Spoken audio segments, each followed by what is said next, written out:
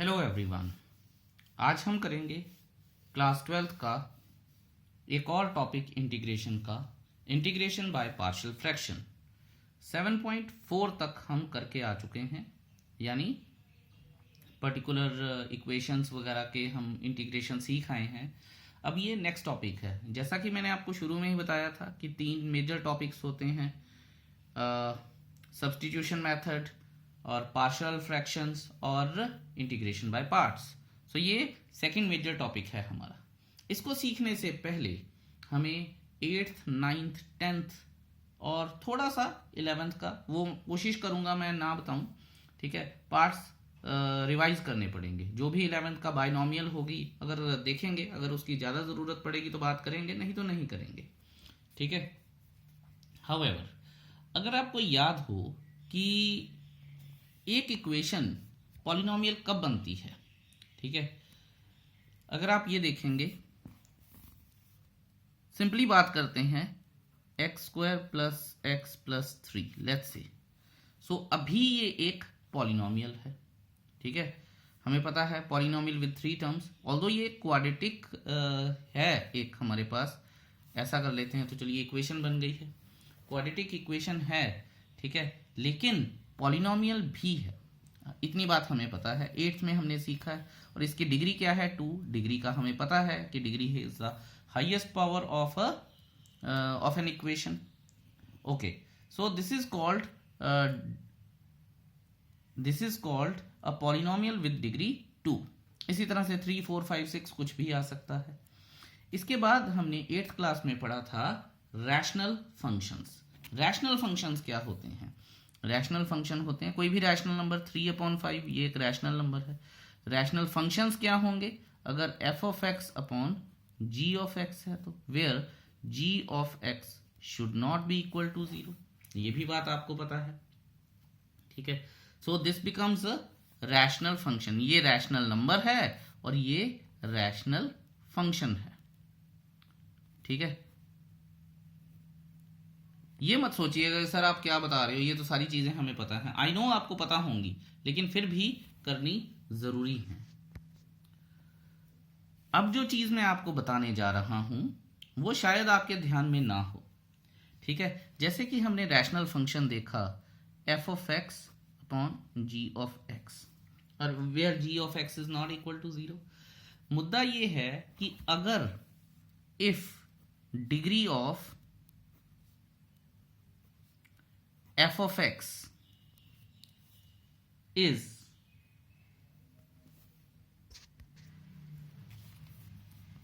less than degree of g of x, then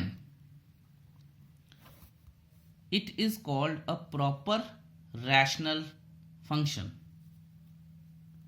Proper rational या simple function, ये चीज है जी। ओके, अब एक और सिचुएशन बनती है जो जिसकी जरूरत पड़ेगी, इसलिए बता रहा हूं कि अगर f ऑफ x है, g ऑफ x है, तो if degree of f of x is greater than degree of g of x, then क्या होगा? ये जो होगा इम्प्रॉपर रैशनल फंक्शन होगा, ठीक है। और एक और बात याद रखिएगा कि याद रखने वाली बात जो यहां पे ये है कि ग्रेटर कर दिया, लेस कर दिया, इक्वल टू कहां पे आएगा? तो एक और बात याद रखिएगा कि if degree of f x यानी न्यूमरेटर फंक्शन की डिग्री इज ग्रेटर देन और equal to degree of denominator यानी g of x, then it is called an improper function. और इंटीग्रेशन जो होती है वो हमेशा प्रॉपर फंक्शन की होती है। इम्प्रॉपर फंक्शन की इंटीग्रेशन के लिए हमें कोई ना कोई मेथड देखना पड़ता है या कुछ ना कुछ करना पड़ेगा क्वेश्चन को, ठीक है। स्टेटमेंट के साथ कुछ ना कुछ झोल करना पड़ेगा। झोल इन द सेंस कि वर्किंग करनी पड़ेगी। ये मत समझिएगा कि स्टेटमेंट ही बदल देंगे हम। अच्छा, मजे की बात यह है कि ये सब कुछ हम 8th स्टैंडर्ड में पढ़ते हैं, ठीक है। सो इसके ऊपर कुछ रिजल्ट्स भी निकलते हैं। एक रिजल्ट होता है कि अगर एक हमारे पास प्रॉपर रैशनल फंक्शन है, ठीक है, और दूसरा भी प्रॉपर रैशनल फंक्शन है, तो जो रिजल्ट आएगा वो भी प्रॉपर, ठीक है, रैशनल फंक्शन ही आएगा। याद रखेंगे ये हम, ठीक है।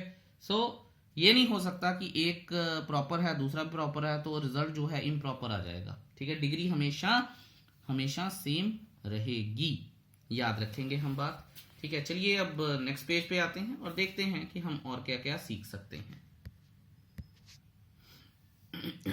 अब स्टूडेंट्स मुझसे पूछते हैं कि सर आपने प्रॉपर के बारे में तो बता दिया, इम्प्रॉपर के बारे में भी बताइए। तो मैं आपको उसकी शुरुआत जो मैं करता हूं वो मैं हमेशा उसकी शुरुआत करता हूं एक एग्जाम्पल से। लेट्स से 7x अपॉन, चलिए इसको x भी रहने दीजिए, 7/5। हमें पता है कि ये एक इम्प्रॉपर फ्रैक्शन है क्योंकि न्यूमरेटर बड़ा है डिनोमिनेटर छोटा है, और मैंने आपको बताया था कि इसको प्रॉपर में ही कन्वर्ट करना है। इसको मैं ऐसे भी लिख सकता हूं 1 + 2/5। देखिए ये जो चीज है अब मेरे पास, या ध्यान से देखिएगा कि या मैं इसको ऐसे भी लिख सकता था, तो ये ऐसे हो जाता, ठीक है। तो यहां पे जो लिखा है वो डिनोमिनेटर के इक्वल होना चाहिए, ये हम छोटी क्लासेस में पढ़ के आए हैं, तो ये ऐसे भी हो सकता था। तो अब आप ये देखिए कि ये जो चीज है ये तो कट गई, ठीक है, 1 आ गया और ये प्रॉपर फ्रैक्शन बन गई। So that is how you convert an improper fraction to a proper fraction. Student कहते हैं सर मान गए आपकी बात, ये बिल्कुल ठीक भी है, लेकिन अब आप ये बताइए कि इम्प्रॉपर फंक्शंस को कैसे प्रॉपर फंक्शंस में चेंज करेंगे। तो मैं उनको बोलता हूं, ध्यान से सुनिएगा ये बात, फंक्शन है क्या, ज्यादा से ज्यादा पॉलिनोमियल होगी, ठीक है। एक पॉलिनोमियल ऊपर लगी होगी, दूसरी नीचे लगी होगी, और नीचे वाली पॉलिनोमियल की degree will be less than the numerator वाली पॉलिनोमियल की डिग्री से, तो उसको कन्वर्ट करना है। चलिए उसको भी देखते हैं कैसे करना चाहिए। लेकिन वहां जाने से पहले मैं आपको पार्शियल फ्रैक्शन का मीनिंग बताता हूं। एग्जांपल दे रहा हूं मैं, जैसे मान लीजिए x - 1 है, ठीक है, और नीचे आ गया x + 2 और x + 1 आ गया। अब आप ये देखिए और ध्यान से देखिएगा कि मैं इसको इस तरह से लिख सकता हूं, माइनस, ठीक है, बिल्कुल मैं लिख सकता हूं। सो ये जो चीज मैंने की है, ये जो चीज इस फ्रैक्शन को मैंने अलग अलग कर दिया है, this process is called the partial fraction. तो यहां से हमें पता क्या चलता है कि हम पार्शियल फ्रैक्शन बोलते ही किसे हैं। पार्शियल फ्रैक्शन बोला जाता है कि जब डिनोमिनेटर को, कॉमन डिनोमिनेटर है, ठीक है, उसे दो अलग अलग, हम अलग अलग फंक्शंस में चेंज कर लेते हैं, दैट इज कॉल्ड, या अलग अलग फ्रैक्शंस में चेंज कर लेते हैं, that is called the partial fraction. Of course इसके बारे में और भी बात करेंगे और इसको ढंग से समझेंगे भी। अब देखिए बड़ा आसान था कि ये सारी चीज हो गई। मैं आपको एग्जांपल देता हूं अभी इसके ऊपर, लेकिन आपको पहले समझाता हूं। मान लीजिए जैसे x + 2 है लेट्स से, और नीचे है हमारे पास x + 1 लेट्स से। सो इसको मैं ऐसे लिख सकता था जो मैंने ऊपर भी किया, तो ये मेरे लिए आसान है। लेकिन जैसे ये जो चीज है, ये यहां पे जो डिनोमिनेटर है उसके दो फैक्टर्स हैं, उन फैक्टर्स को एक तो इस तरह से लिख सकते हैं, एक अब इन फैक्टर्स को भी कैसे स्प्लिट करना है आगे, उसको लिखने का जो मेथड होता है उसे पार्शियल फ्रैक्शन बोलते हैं। इसको एक एग्जांपल की हेल्प से समझते हैं। देखिए एक बड़ी सिंपल सी एग्जांपल देता हूं आपको पार्शियल फ्रैक्शन की। ये मैंने लिखा है x + 3 x + 2 dx, ठीक है। और हमने इस तरह के क्वेश्चन सीखे भी हैं। क्या सीखा था हमने कि अगर मैं इसको इस तरह से लिखूं x + 3 - x - 2 अपॉन x + 3 तो ये 1 आ जाएगा, बिल्कुल ऐसे ही आता है। और अब आप देखिए कि इसको मैं इस तरह से भी लिख सकता हूं, x+2 माइनस x+3 dx। तो देखिए मैंने इस कॉमन डिनोमिनेटर को इस फॉर्म में भी लिख दिया है, ठीक है। So this method is called, या writing a function into this form is called partial fractions. ये टेक्निक होती है। अब बच्चे बोलेंगे सर आपने तो कर दिया ये, ठीक है, और इस क्वेश्चन में आसानी से हो भी गया, सारे थोड़ी ऐसे आएंगे। बिल्कुल ठीक बात है, सारे नहीं ऐसे आएंगे। उसके लिए फिर हम टेक्निक्स सीखेंगे, मेथड सीखेंगे पार्शियल फ्रैक्शंस के। लेकिन क्वेश्चन अभी भी वही है कि सर अगर हमारे पास एक इम्प्रॉपर फंक्शन आ जाता है वेयर f(x)/g(x) है और इसकी डिग्री जो है वो ग्रेटर है इसकी डिग्री से, तो क्या करेंगे? चलिए मैं उसका मेथड बताता हूं आपको। हमें जैसे मैंने आपको बताया कि कन्वर्ट करना पड़ेगा इम्प्रॉपर फंक्शन को प्रॉपर फंक्शन में, तो हमें क्या करना पड़ेगा? लॉन्ग डिवीजन यूज करनी पड़ेगी। लॉन्ग डिवीजन यूज करके जो हमारे पास रूल आएगा वो आएगा quotient plus remainder upon divisor. ये मैं पूरा लिख देता हूं, ठीक है, इज इक्वल टू फंक्शन। तो ये जो फंक्शन होगा इस फॉर्म में आ जाएगा। तो इस फॉर्म में आने के बाद ये बन गई प्रॉपर फ्रैक्शन, और ये तो थी ही। समझे आप बात को? एक रूल याद रखिएगा कि पार्शियल फ्रैक्शंस और rule of partial fraction is only applicable on proper fractions, ठीक है जी। ये जो रूल्स हैं ये सिर्फ एप्लीकेबल कहां पे हैं? ये प्रॉपर फ्रैक्शंस में एप्लीकेबल हैं। So these rules are applicable only on proper fractions, not on improper fractions or not on improper functions. So if we have an improper fraction or improper function, we need to convert that into a proper fraction or proper function by using long division method or division algorithm, और फिर हमें partial fractions के rules use करने पड़ेंगे।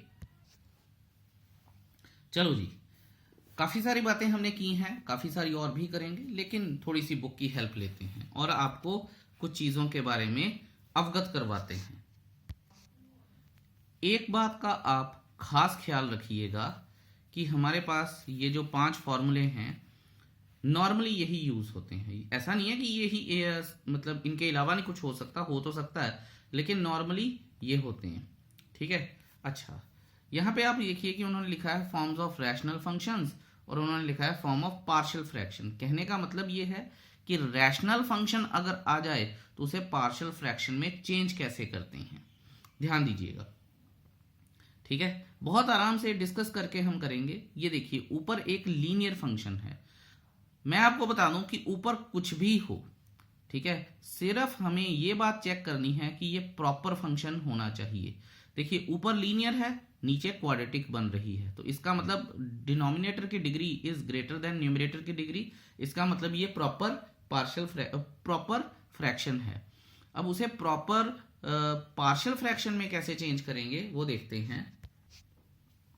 देखिए जैसा कि मैंने आपको बताया, यहाँ पे 1 हो, लीनियर हो, मुद्दा ये है कि डिग्री छोटी होनी चाहिए डिनोमिनेटर से, इसकी है, ठीक है। तो हम क्या करेंगे कि हम इसे, ये होते हैं नॉन रिपीटेड लीनियर फैक्टर्स, ध्यान दीजिएगा, इसे आप लिख भी लीजिएगा, ये होते हैं नॉन रिपीटेड लीनियर फैक्टर्स, ठीक है। लीनियर है ना, पहले क्वाड्रेटिक थे, फिर हमने इसको स्प्लिटिंग द मिडल टर्म लगाया होगा या कुछ भी किया होगा तो फैक्टर बने। जब नॉन रिपीटेड लीनियर फैक्टर्स हों तो वो पार्शियल फ्रैक्शन की फॉर्म हो जाती है a/x-a प्लस b/x-b, ठीक है। बीच में प्लस ही आएगा क्योंकि अगर इधर माइनस होगा तो वो ऑटोमेटिकली चेंज कर लेगा, ठीक है। इनमें से कोई भी आप एक इधर लिख सकते हैं, एक इधर लिख सकते हैं। सो ये हो गई पहली बात, ओके। अब आप ये देखिए और ध्यान से देखिएगा, ये अब आपको याद रखना है कि a अपॉन न्यूमरेटर के बाद इसको इक्वलाइज करेंगे या इक्वेट करेंगे, देखेंगे, वो क्वेश्चन करके हमें क्लियर हो जाएंगी। अभी ये बात आप ध्यान रखिएगा, ध्यान में। अब ऊपर एक लीनियर है, नीचे क्वाड्रेटिक है। सर अब बताइए, देखिए इसको मैं इस तरह से लिख सकता हूं, p x plus q upon x minus a, x minus a. So ये कौन सी फॉर्म हो गई? ये हो गई रिपीटेड लीनियर फैक्टर्स। ठीक है, समझ आइए आपको बात कि ये कौन सी फॉर्म है? ये है रिपीटेड लीनियर फैक्टर्स। अच्छा, कई बच्चे बड़ी जल्दी आगे बढ़ जाते हैं और कहते हैं सर यहाँ पे अगर क्यूब होता। दोस्तों अगर क्यूब होता तो उसके लिए अलग से कुछ चीजें बनी हैं, वो हम बाद में देखेंगे। अभी हम ये देख लेते हैं, क्वाड्रेटिक तक ही अपने आप को सीमित रखते हैं। तो ये आ गया रिपीटेड लीनियर फैक्टर्स, यानी x minus a, x minus a आ गया।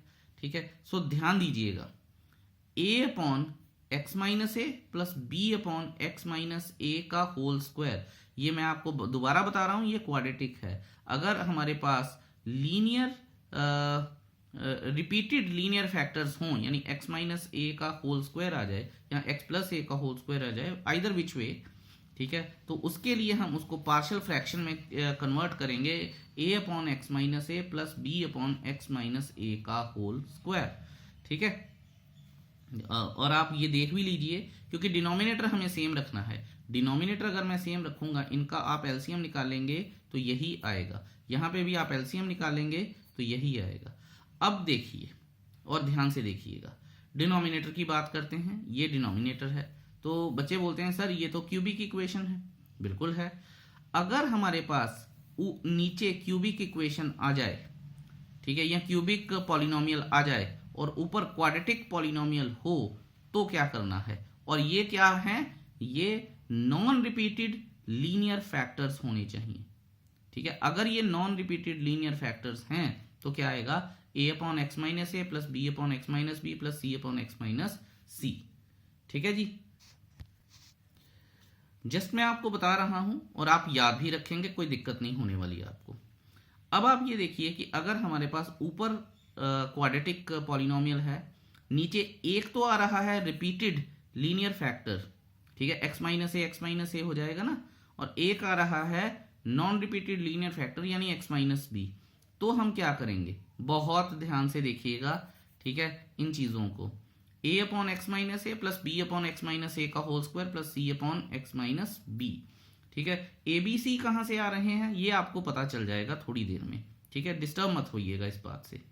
अब जो लास्ट फॉर्म बचती है कुछ इस तरह की, ऊपर क्वाड्रेटिक पॉलिनोमियल है, नीचे क्यूबिक तो है, पर उसका एक फैक्टर तो लीनियर है और दूसरी एक ऐसी क्वाड्रेटिक इक्वेशन बन जाती है जो रिपीट ही नहीं हो रही, या सॉरी जो फैक्टराइज ही नहीं हो रही। ठीक है, तो अगर वो फैक्टराइज नहीं हो रही है तो उसकी फॉर्म बनती है जो वो बनती है कि a upon x minus a plus b x plus c upon, ठीक है, quadratic polynomial x square plus b x plus c. ठीक है बच्चों, ये सिर्फ आपको बताया गया है, कंफ्यूज मत होइएगा। इनको यूज कैसे करते हैं, क्या नहीं करते हैं, वो सब हम देखेंगे with the help of examples. कोई आपको परेशानी नहीं होनी है, जितना मैंने आपको बताना था बता दिया है। बाकी हम क्वेश्चंस करके देखेंगे। अगर कोई इंफॉर्मेशन रह गई होगी या बताने वाली होगी तो मैं क्वेश्चंस के बीच में आपसे शेयर जरूर करूंगा। Let's see. तो चलिए इसको मैं उठा देता हूं, एग्जाम्पल नंबर 1 देखते हैं, इसकी एग्जाम्पल नंबर 11 देखते हैं और देखते हैं कि ये हमें क्या बताना चाहता है। लेट अस सी। बहुत ध्यान से समझिएगा, कई केसेस में ऐसा हो सकता है कि हमने जो सब्स्टिट्यूशन वगैरह किया है या स्पेशल फ्रैक्शंस की हैं या स्पेशल इक्वेशंस की हैं, उनकी हेल्प से भी हो सकता है, लेकिन फिर भी हमें नॉर्मली जो क्वेश्चंस आएंगे वो पार्शियल फ्रैक्शन से ही या इनके फॉर्मूले से ही होंगे। देखिए एग्जाम्पल नंबर 11, ध्यान से देखिएगा। अब हम देखेंगे ए और बी कहां से आया है। उन्होंने बोला है find D x upon x plus और एक्स प्लस 2। ठीक है, मैं आपको ये सजेस्ट करूंगा कि आप अपने पास वो फॉर्मूले भी रखिएगा 5 जो मैंने आपको बताए हैं। देखिए ये कौन सी फॉर्म है, लीनियर फैक्टर्स हैं, नॉन रिपीटेड हैं, ऊपर, ठीक है, डिग्री इससे छोटी है, तो इसका मतलब क्या है, जो फर्स्ट फॉर्मूला है वो लग जाएगा।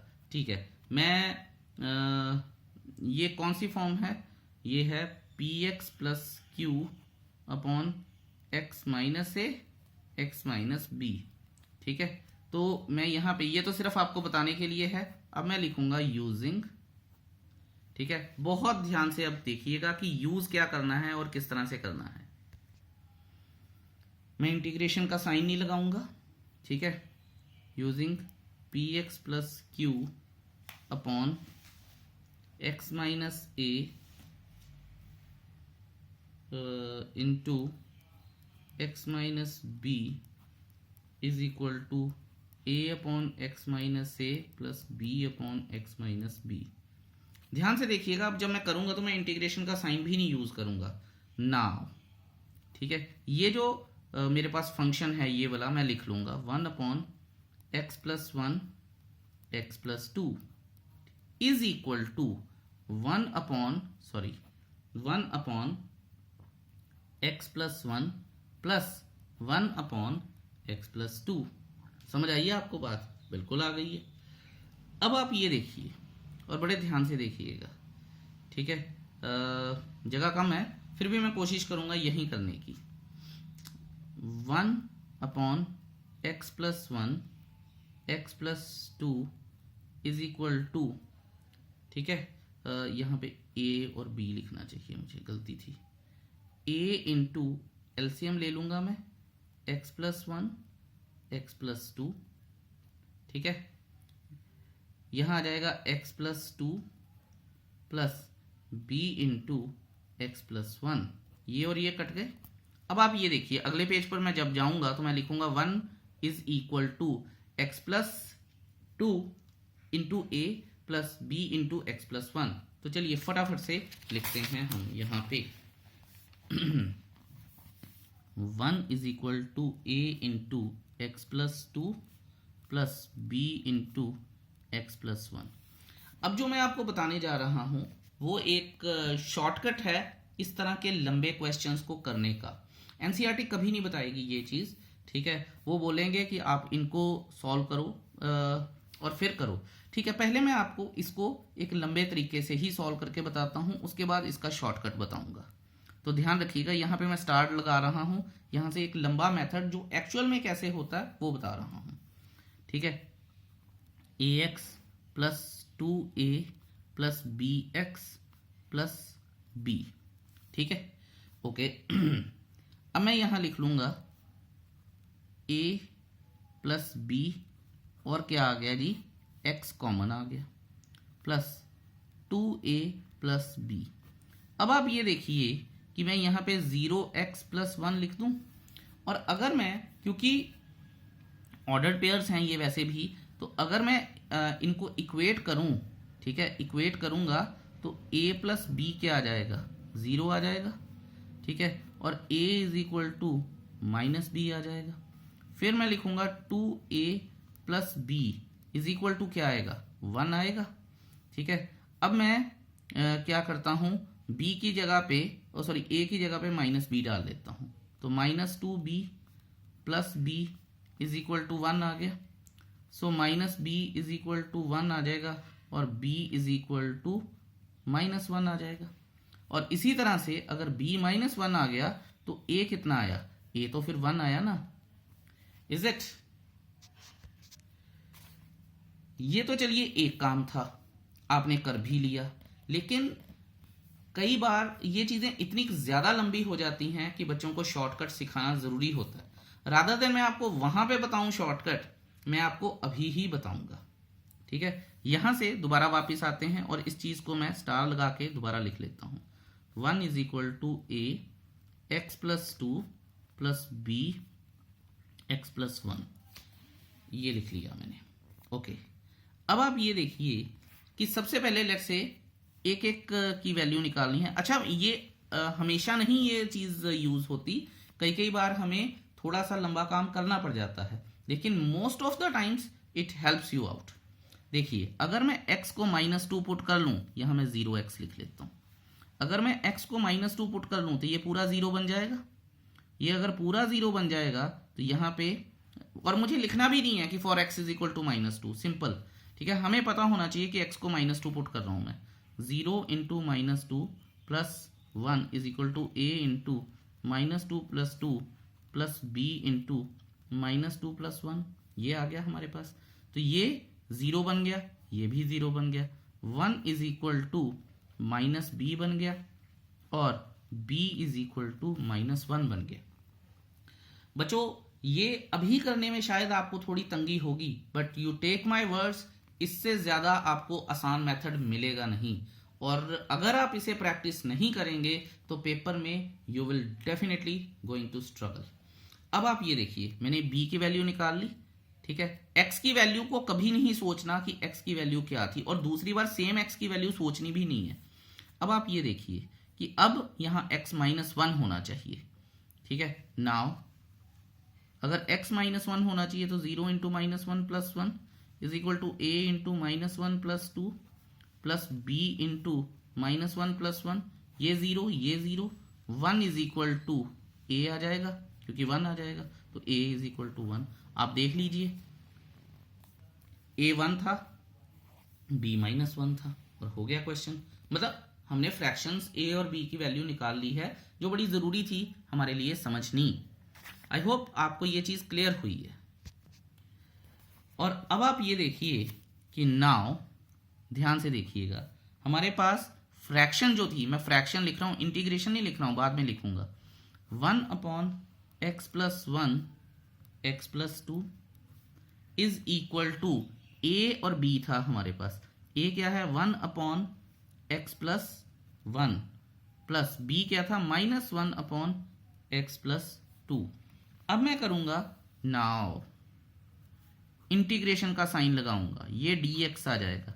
यही तो मेरा क्वेश्चन था कि नहीं था, ठीक है। इज इक्वल टू इंटीग्रेशन का साइन लगाऊंगा, x प्लस 1 dx माइनस, ये माइनस बाहर ले आया मैं, dx x प्लस 2, ठीक है। अब आप ये देखिए, इसकी इंटीग्रेशन क्या है आपको पता है, log x प्लस 1, डिफ्रेंसिएशन 1 ही है, minus log x plus 2, differentiation 1 ही है, प्लस c, ठीक है। इसको और थोड़ा सा सिंप्लीफाई कर लेते हैं, log x plus 1/x plus 2 plus c, and that is my answer. I hope ये चीज़ आपको क्लियर हुई होगी। बहुत आराम से देखिएगा, ठीक है, कोई भी दिक्कत नहीं आएगी आपको, I am certain about it. लेकिन आपको ये चीज़ें बड़े ध्यान से और प्यार से करनी है, ठीक है। इस वीडियो को मैं यहीं क्लोज कर रहा हूँ। इसके बाद हम बाकी एग्जाम्पल्स करेंगे और उनमें फिर कुछ और इम्पॉर्टेंट पॉइंट्स की बात करेंगे। और इस कॉन्सेप्ट को, इस क्वेश्चन को 1-2 बार रिपीट कीजिएगा ताकि आपको प्रॉपरली समझ आ जाए, ठीक है। Thank you so very much. I wish you all the very best. Have a beautiful day ahead. Bye bye.